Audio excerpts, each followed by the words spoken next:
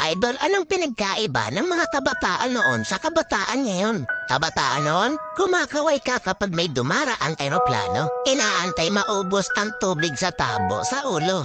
Ginagawang swimming pool ang tanggana ni nanay. Ginagawang braces ang foil ng choknat. Maliligo ka sa alilod ng bubong kapag umuulan. At kapag gabi naman, akala mo sinusundan ka ng buwan. Nagko-concert sa harap ng electric pan. Kabataan ngayon, ang problema ay pera at cellphone. Ang problema lang namin noon kung paano makatakas sa bahay para di matulog ng tanghali. Umati man kami sa palo, aminin natin mas maraming nire-respeto na magulang sa panahon noon kaysa ngayon. Mga kabataan ngayon, isang chat lang, may jowa na. Kami noon sa claims lang umaasa. Broken-hearted, papad friends ang resulta.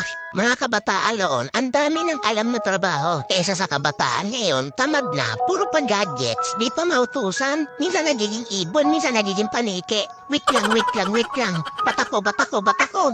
Idol, hindi kawawa ang batang inuutusan sa gawaing bahay. Ang kawawa ay yung batang lumalaki na walang alam sa buhay. Yung nakaranas lang ang pupuso nito. Real talk yan.